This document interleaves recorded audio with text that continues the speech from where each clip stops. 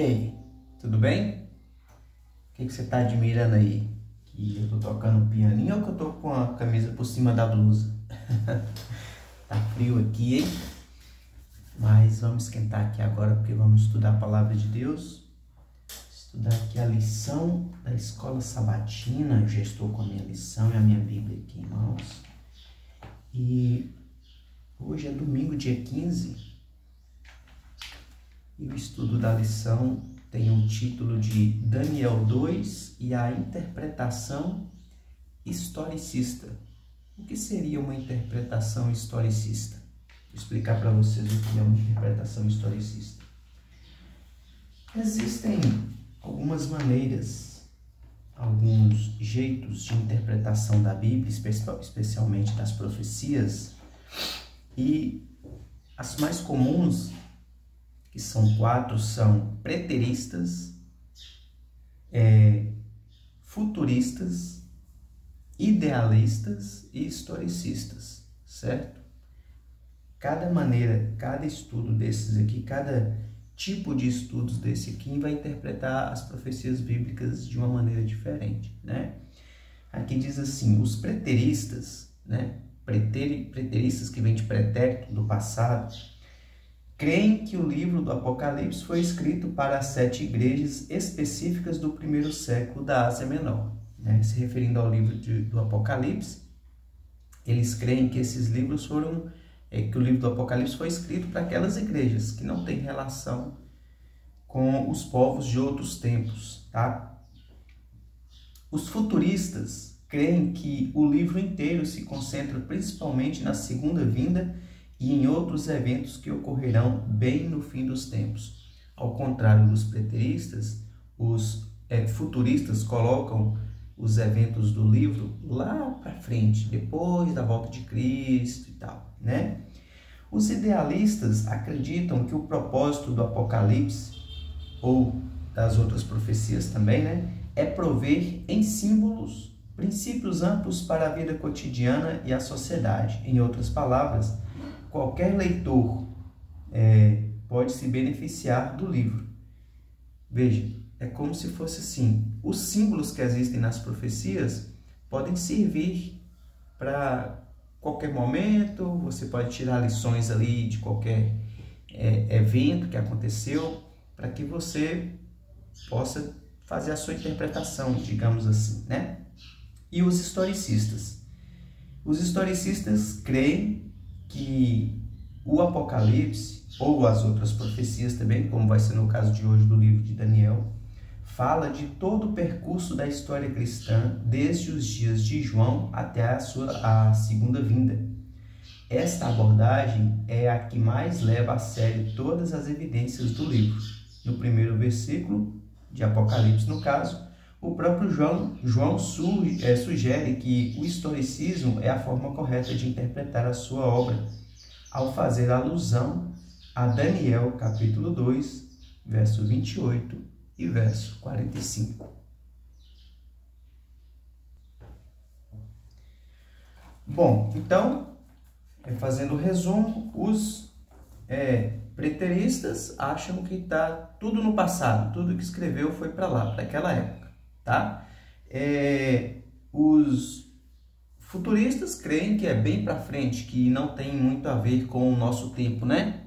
Ou antes dos nossos, como posso dizer, que as coisas que são escritas nas profecias, em especial aqui no livro do Apocalipse, para os historicistas, para os futuristas, está tudo referente, se referindo a período após a volta de Cristo, né?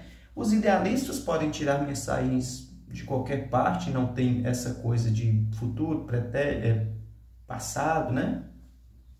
Mas que tudo pode servir de exemplo. E os historicistas creem que as profecias elas vão se cumprindo de acordo com o tempo, tá? E essa é a maneira que nós da Igreja Adventista interpretamos as profecias bíblicas. O estudo de hoje, como já falado, Daniel 2 e a interpretação historicista. O que acontece no capítulo 2 de Daniel? O rei Nabucodonosor tem um sonho e ele não se lembra do sonho. Ele fica ali, até porque naquela época eles tinham muita crença de que os sonhos eram mensagens divinas, né? Então o rei Nabucodonosor tem um sonho, ele não se lembra do sonho e queria a interpretação ainda desse sonho que ele não se lembrava. Então ele manda chamar todos os sábios ali da região da Babilônia para fazer ele falar para ele qual foi o sonho que ele teve, uma coisa inédita, nunca pedida antes, né? Porque no normal é você ter o sonho, falar o sonho e a pessoa interpretar, né? Então acontece uma coisa ali inédita. Ele teve o sonho, ele fica angustiado, mas ele não lembrava qual era o sonho. Então ele manda chamar todos os sábios, e estavam ali Daniel e seus amigos, né? Que haviam sido levados cativos de Judá para lá. Então, como os sábios não conseguiram dizer ao rei qual era o sonho que ele havia tido e nem a interpretação, ele manda matar todo mundo. Daniel não estava ali junto com os sábios naquele momento, mas era um dos sábios do reino da Babilônia. Então mandam buscar Daniel para que ele fosse morto também. E se você ler aqui o capítulo 2, você vai ver de que forma maravilhosa e miraculosa Deus revelou para Daniel o sonho que Nabucodonosor teve. Então Daniel vai a Nabucodonosor e diz para ele qual era o sonho. E ele diz que o sonho era uma estátua gigante, e essa estátua era imponente, e ela era dividida por partes cada parte da estátua eram metais diferentes: a cabeça de ouro, o tronco de prata, o ventre de bronze, as pernas de ferro e os pés ferro e barro misturado. E diz que de repente vem uma pedra que não havia sido cortada por mãos humanas, e essa pedra vem, bate nos pés da estátua e quebra a estátua todinha, esmiuça e tal, e essa pedra cresce até tomar conta de todo mundo. E a interpretação desse sonho é interessante, porque a gente vai entender justamente o estudo historicista, porque Daniel diz assim: o sonho é o seguinte: surgirão vários reinos em sequência, e o Senhor é o primeiro reino, representado pela cabeça de ouro. Só que depois do Senhor vem um outro reino, depois um terceiro de bronze, depois um quarto com a força do ferro, e depois uma mistura de ferro e barro, representando ali outros reinos que surgiriam, né? Então, só que no fim desses reinos vai vir uma pedra, vai vir um reino de Deus que vai acabar com todos os reinos deste mundo, e esse próprio reino, que é representado pela pedra, ele vai crescer de tal modo que ele vai tomar conta de todo mundo, né? E esse reino nunca mais será passado para outro, ele subsistirá para sempre, mostrando para a gente a respeito do reino de Deus. Eu acho interessante que o livro do Daniel, ele tem várias profecias. Tem a profecia do capítulo 2, tem a profecia do capítulo 7, do capítulo 8, do capítulo 9. E todas essas profecias, elas são interligadas. Elas complementam umas às outras. Aqui no capítulo 2, nós vimos a respeito desses reinos. Aí no capítulo 7, Daniel tem a visão dos 4 animais que também representam esses reinos, só que lá com mais detalhes. Aí no capítulo 8 tem 2 animais que lutam entre eles, que também representam reinos dessa mesma visão aqui de Nabucodonosor, que porém tem mais detalhes que vão complementando, né? E no capítulo 9 e também no capítulo 11 e 12, especialmente, falando bem a respeito do tempo do fim, né? Mas a cada profecia, a cada capítulo profético, os detalhes vão aumentando, e você vai podendo aprender mais e entender mais a respeito do propósito de Deus.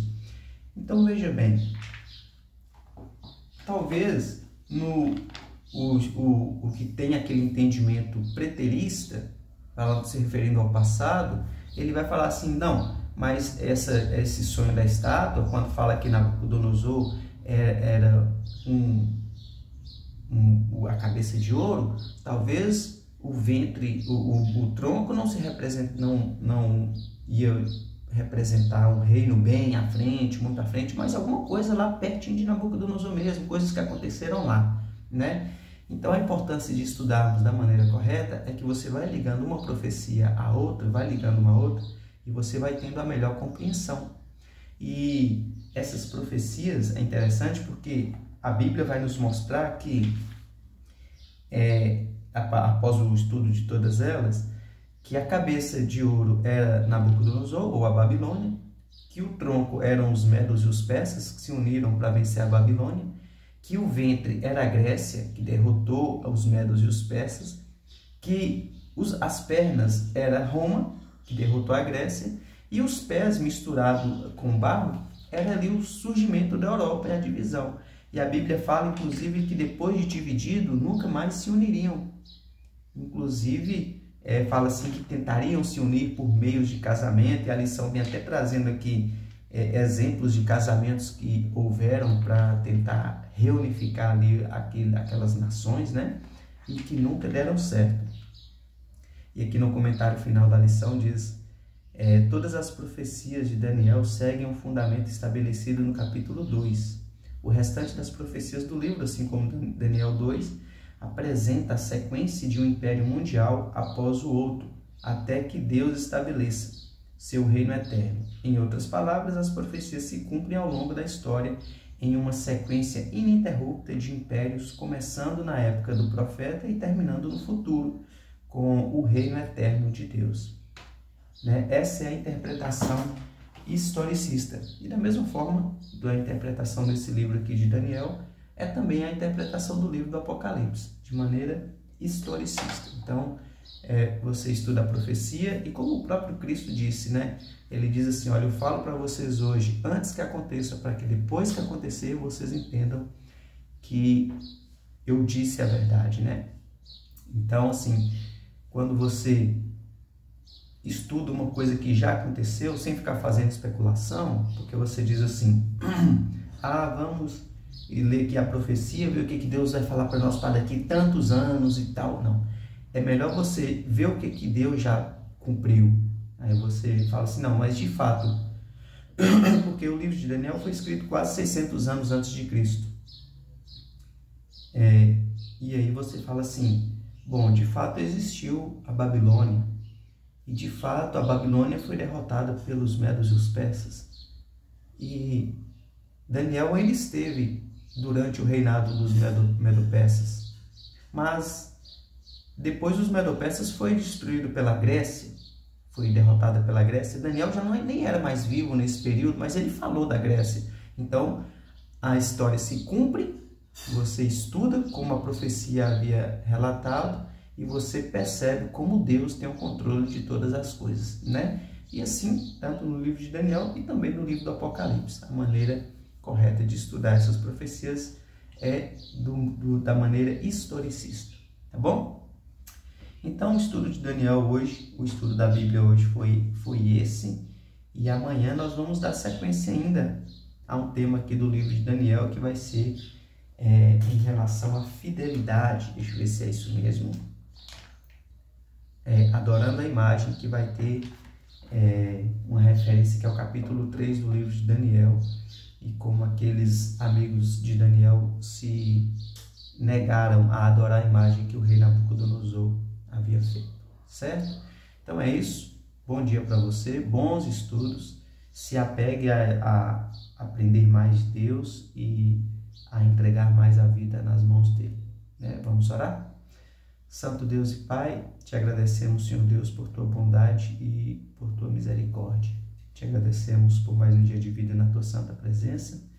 Te pedimos que o Senhor nos dê um bom dia, nos conduza, que o Senhor nos anime, fortaleça a nossa fé sempre, e que o Senhor esteja sempre conosco, nos dando a certeza da vitória em nome de Jesus. Abençoe a cada um também que estuda a palavra conosco, e que nós possamos sentir a tua presença de fato em nossas vidas. Oramos em nome de Jesus. Amém. Pessoal, então é isso.